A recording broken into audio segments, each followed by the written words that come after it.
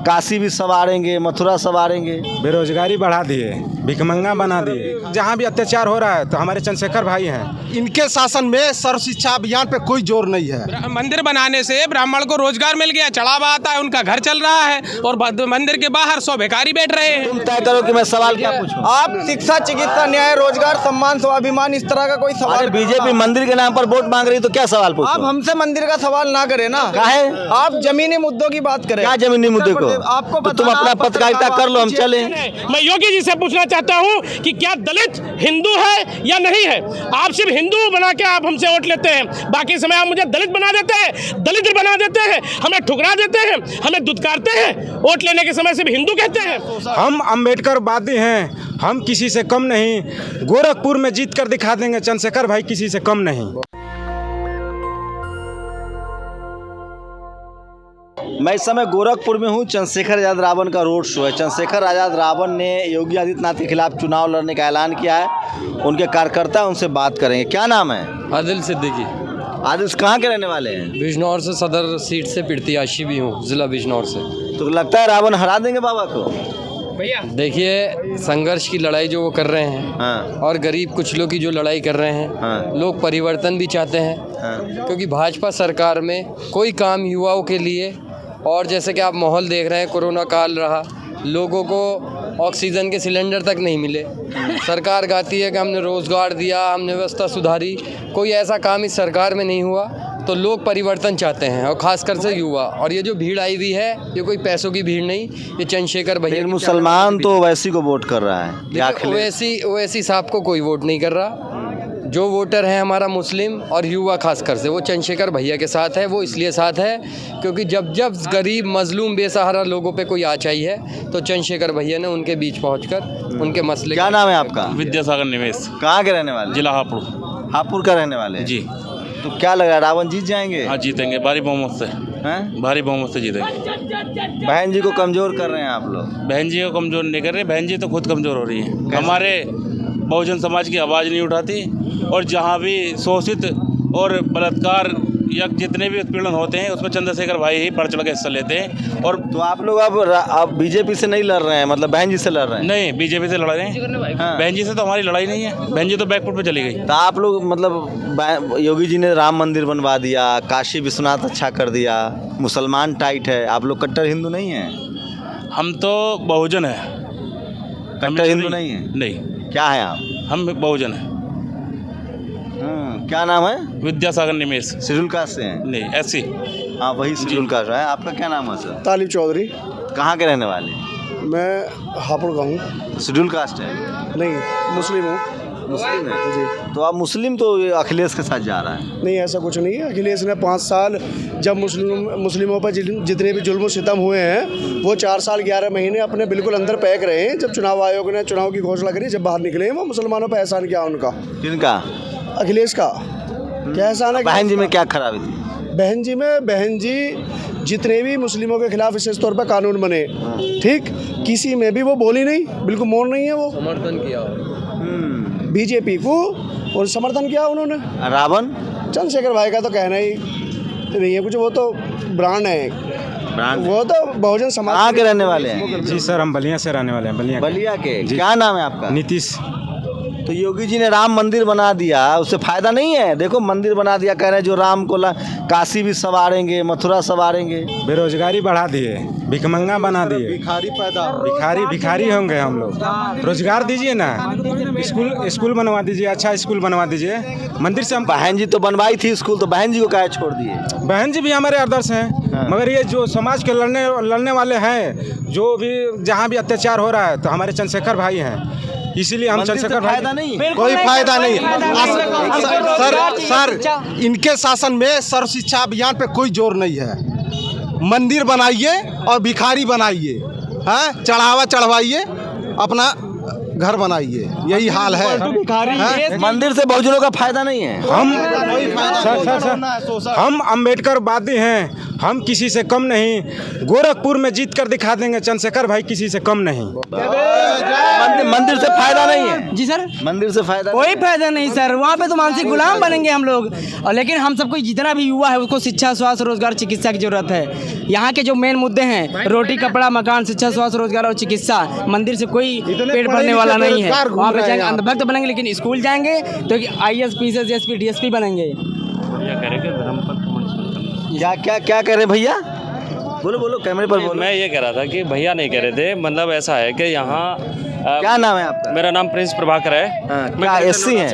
SC है OBC? मैं greater Noida से हूँ, SC हूँ, जाति से। तो क्या मतलब तो मंदिर मस्जिद पर बात नहीं कर रही है? मंदिर मस्जिद पे बात कीजिए। मंदिर से हमें कोई फायदा नहीं है। अगर मंदिर बनवा दिया तो कोई कौन सी बड़ी बात कर दी, अपने लिए बनवाए। हमें मंदिर के लिए थोड़ी ना जनता ने इनको वोट दिया था, सुरक्षा के लिए दिया था, बहनों की रक्षा के लिए दिया था, जो रोजगार के लिए दिया था। आप लोग को मंदिर चाहिए कि नौकरी? बीजेपी तो मंदिर चाहिए कि नौकरी चाहिए? नौकरी चाहिए हमें, मंदिर से। तो नौकरी तो बहन जी ने दिया था, कॉलेज यूनिवर्सिटी बनवाया, तो बहन जी को क्यों छोड़ रहे हो? बहन जी को दिया, उस समय बहन जी की लहर थी भाई। हमारे मान्यवर काशीराम जी थे उस समय, जब तक काशीराम जी थे तब तक वो मिशन बहुजन का था। अब बहुजन का मिशन नहीं रहा है, फिर भी हम बहन जी का सम्मान करते हैं। अब युवाओं की जो मांग है वो भाई चंद्रशेखर आजाद, तो बुलंद आवाज मान्य बहन जी हमारी महान पुरुष हैं। बाकी हमें महान पुरुष के बाद लीडर की जरूरत थी, लीडर हमें मिल गया। एक नेता भी तो चाहिए। मान्य बहन जी काशीराम साहब की श्रेणी में चली गई। जैसे काशीराम साहब महान पुरुष थे, ऐसे मान्य बहन जी महान पुरुष हो गई। यही नेता बनेगा। जरूरत है सर परिवार। मंदिर पर वोट नहीं डालना। नहीं सर, बिल्कुल नहीं, बिल्कुल नहीं, बिल्कुल। रोजगार मुस्लिम करेंगे जी नहीं, बिल्कुल नहीं, बिल्कुल नहीं सर। मंदिर मस्जिद पे को रोजगार मिला है, मंदिर से एक जाति विशेष को रोजगार मिला है, मंदिर बनाने से ब्राह्मण को रोजगार मिला है, उनकी दुकानदारी बन गई ब्राह्मण से। और हुआ क्या है, मंदिर बनाने से ब्राह्मण को रोजगार मिल गया, चढ़ावा आता है, उनका घर चल रहा है, और मंदिर के बाहर 100 भिखारी बैठ रहे हैं। इससे देश का विकास थोड़ी ना होगा। देश का विकास करने के लिए शिक्षा पर जोर देना होगा, बेरोजगारी हटानी होगी, रोजगार के साधन उपलब्ध कराने होंगे। अभी उत्तर प्रदेश में जो योगी आदित्यनाथ जी जो जिस प्रकार की राजनीति कर रहे हैं, धर्म की राजनीति कर रहे हैं। यहाँ पर मंदिरों और मठों को बढ़ावा दिया जा रहा है। भारतीय जनता पार्टी के राज में भ्रष्टाचार हो रहे हैं, बलात्कार हो रहे हैं। उत्तर प्रदेश में कितनी घटनाएं देख लें, बहनों पर अत्याचार हो रहे हैं, महिला उत्पीड़न बढ़ रहा है, बेरोजगारी बढ़ रही है, कितने सारे मुद्दे हैं। योगी आदित्यनाथ जी, भाजपा की जो सरकार चल रही है, चाहे भाई यहाँ की सरकार हो चाहे केंद्र की सरकार हो, ये केवल जुमलों की सरकार बन के रह गई है। ये वहाँ से बोलते हैं 15 लाख आएगा, हम हर प्रति वर्ष 2 करोड़ रोजगार देंगे, हम 100 स्मार्ट सिटियाँ बनाएंगे। कहाँ है स्मार्ट सिटी? हमने जाके देखा, गोरखनाथ पीठ के सामने वाली गली में अहमदनगर है, बिल्कुल जस्ट सामने 300 मीटर की दूरी पर। वहाँ पर मेरे पास वीडियो है, इतना कीचड़ भरा पड़ा, सड़कें नहीं है, नालियाँ नहीं है, वहाँ के मकान 4 फीट जमीन में दब गए। तो राम मंदिर तो बन गया। तो मंदिर बनने से क्या होगा साहब? मंदिर वो सन्यासी हैं। आपका हर सवाल मंदिर से। तुम तय करो कि मैं सवाल क्या पूछूं। आप शिक्षा, चिकित्सा, न्याय, रोजगार, सम्मान, स्वाभिमान, इस तरह का कोई सवाल। बीजेपी मंदिर के नाम पर वोट मांग रही तो क्या सवाल पूछो? आप हमसे मंदिर का सवाल ना करें ना। काहे? आप जमीनी मुद्दों की बात करें। क्या जमीनी मुद्दे को? आपको तो तुम अपना पत्रकारिता कर लो, हम चले। हम तुम तय करो कि नहीं। आपका हर सवाल मंदिर से रिलेटेड। देखिए, उससे हमें ना फायदा है ना नुकसान है। हमें उस मंदिर से ना फायदा है ना नुकसान है।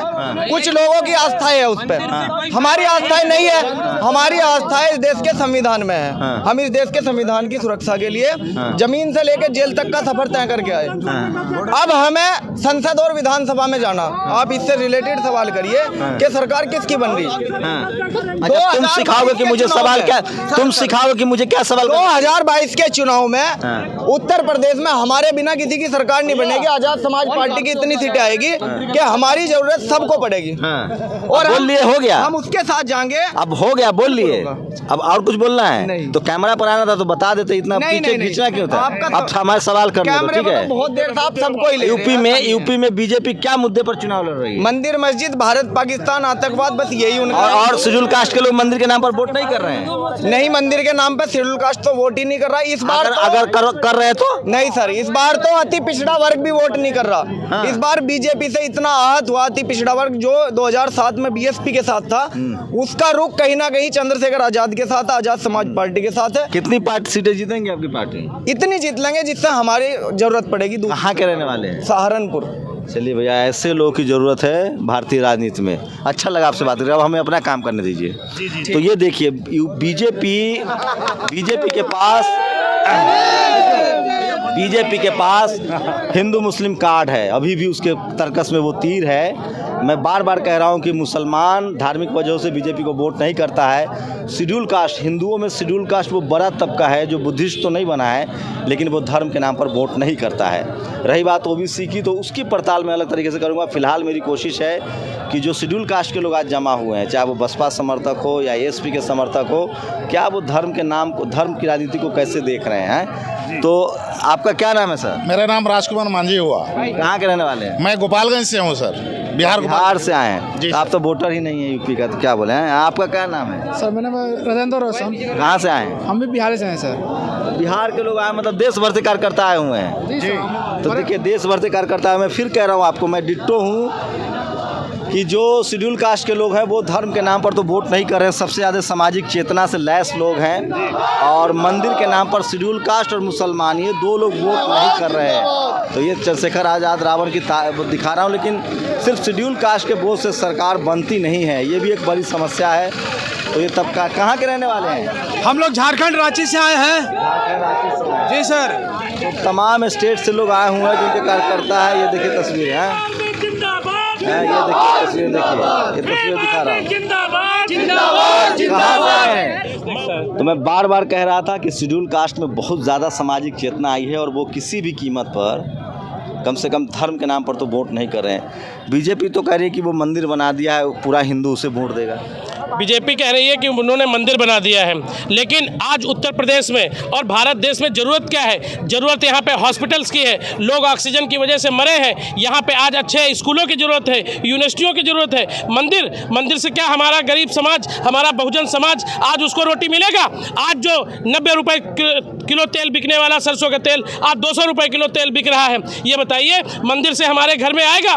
आज अन्ना जानवरों की वजह से हमारे उत्तर प्रदेश में, हमारे पूरे भारत देश में आज हमारे किसानों की फसलें तबाह होती चली जा रही हैं। किसान भुखमरी की तरफ मरता चला जा रहा है। और उत्तर प्रदेश वो कहते हैं विकास किया है। हाँ, उन्होंने विकास किया है। गुंडा राज में उन्होंने विकास किया है, उन्होंने अत्याचार पे विकास किया है, उन्होंने झूठे मर्डर पे विकास किया है, उन्होंने यहाँ पे जो है महंगाई को बढ़ाने में विकास किया है, करप्शन में विकास किया है, गड्ढा युक्त रोडों के लिए विकास किया है, उन्होंने ये विकास किया है।